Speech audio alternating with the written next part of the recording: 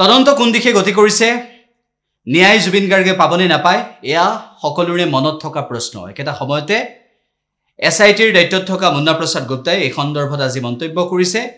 এসআইটিয়ে charge sheet দাখিল কৰাৰ পৰৱৰ্তী সময়ত জুবিন গাৰ্গৰ ন্যায়ৰ প্ৰক্ৰিয়াটো কি হয় সেয়াও গুৰুত্বপূৰ্ণ হ'ব আৰু সেই এসআইটিৰ মুৰব্বীগৰাকী কি ক'ব বিচাৰিছে সেই আমি শুনিব বিচাৰিছো মই আপোনালোকক এইটো লিগেল প্ৰচেছটো বিষয়ে ক'ব বিচাৰিছোঁ যেতিয়া কোনো ঘটনা বিদেশত ঘটে অপৰাধ বিদেশত হয় আৰু তাত ভাৰতীয় যদি কোনোবা নাগৰিক জড়িত থাকে সেই ভাৰতীয় নাগৰিকক বিৰুদ্ধে যদি আমি আদালতত গোচৰ চলাব কাৰণে ভাৰতীয় নাগৰিক সুৰক্ষা সংহিতাৰ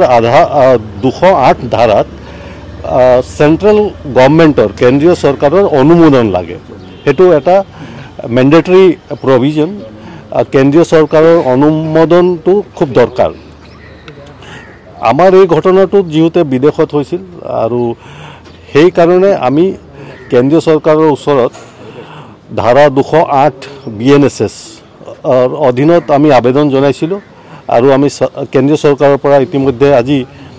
অনুমোদন পাইছোঁ গতিকে কেছটো আগবঢ়াই নিবৰ কাৰণে এইটো আমাৰ কাৰণে খুব সুবিধাজনক হ'ব স্যাৰ চাৰ্জশিট কেতে মানে দিব স্যাৰ আমি নিশ্চয় সময়মতে দিম আমাৰ 10 ডিসেম্বৰৰ পূৰ্বে দিয়াৰ কথা মুখ্যমন্ত্ৰী নিশ্চয় আমাৰো টাৰ্গেট হেতু আমি তাৰ সেই সময়ৰ ভিতৰত আমি সম্পূৰ্ণ কৰিব পাৰিম সিঙ্গাপুৰৰ পৰা যি সিসিটিভি ভিজুৱেলছ আহা কথা আছিল হেবোৰ লাভ কৰিলে নাই সিঙ্গাপুৰৰ পৰা যিখিনি আমাৰ দৰকাৰী তথ্য আছিল আমি বহুখিনি পাইছোঁ সেইখিনি আমাৰ কাৰণে এতিয়া তদন্তৰ কাৰণে আমি যিখিনি লাগে সেইখিনি পাইছোঁ স্যাৰ যেহেতু 208 বিএনএছএছ এই হেৰি কোৱাৰ পিছত সিঙ্গাপুৰৰ যিখিনি ইয়াতে খুধি মেলি তেওঁলোকৰ পৰা পঠিওৱা হ'ল সেইখিনি তদন্তৰ আওতালৈ আহিবলৈ হয়তো এতিয়া আপোনালোকৰ কোনো অসুবিধা নহ'ব এতিয়া একো অসুবিধা নহয় কাৰণ আমি যিহেতু গোচৰটো চলাবলৈ কেন্দ্ৰীয় চৰকাৰৰ অনুমোদন পালোঁ সেই অনুমোদনটো আমাক মানে ট্ৰায়েল চলাবৰ কাৰণে লাগে আগতীয়াকৈ নালাগে গতিকে আমি এতিয়া আদালতত যাতে কেছটো সুকলমে চলিব পাৰে সেই হিচাপে আমি কেন্দ্ৰীয় চৰকাৰৰ পৰা অনুমোদনটো পালোঁ আণ্ডাৰ সেকশ্যন 208 বিএনএছএছ যিহেতু তেওঁলোকক পুনৰ আপোনালোকে আৰু সোধা পোছা কৰাৰ তেনেকুৱা কৰিব পাৰিব এতিয়া আপোনালোকে সেইটো দৰকাৰ হ'লে পাৰিম এটা আণ্ডাৰ ট্ৰায়েল আণ্ডাৰ ইনভেষ্টিগেশ্যন আছে কেছটো গতিকে কাৰোবাক যদি সোধপোছ কৰিব লাগে সেইটো নিশ্চয় আমি পাৰোঁ টোটাল কিমান মান হ'ল এতিয়ালৈকে আজি দিনটোৰ বহুত মানুহ আহিছে আমি প্ৰায় এতিয়া আপোনাৰ 160 জনতকৈ অধিক উইটনেছ বা বিভিন্ন মানুহৰ ষ্টেটমেণ্ট লৈছোঁ আৰু যি ধৰণে যিবোৰ সাক্ষী এতিয়ালৈ লোৱা হ'ল এইখিনি সাফিচিয়েণ্ট নে কেছটো মানে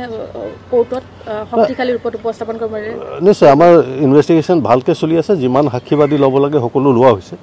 আচ্ছা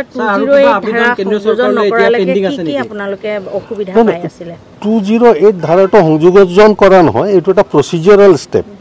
এইটো পিনেল ছেকশ্যন নহয় প্ৰচিডিউৰেল ছেকশ্যন মানে যেতিয়া আপুনি কিছুমান আইনত কথা আছে যে কিছুমান গোচৰ চলাবলৈ কিছুমান কম্পিটেণ্ট অথৰিটিৰ অনুমোদন লাগে গতিকে যেনেকৈ প্ৰচিকিউশ্যন মানে সেইটো এটা আইনৰ প্ৰচিডিউৰেল কথা চিষ্টেম আছে আৰু সেইটো এই ধাৰাটোৰ মতে আমি সেইটো ল'ব লাগে এই কেছত আৰু সেইটো আমি লৈছোঁ আৰু পাইছোঁ এতিয়া নোপোৱাহেঁতেন অসুবিধা হ'লহেঁতেন হয়তো নিশ্চয় নিশ্চয় এইটোতো মেণ্ডেটৰী প্ৰভিজন যেনেকৈ প্ৰচিকিউশ্যন চেংচন বুলি কোৱা হয় ইয়াক প্ৰচিকিউশ্যন চেংচনটো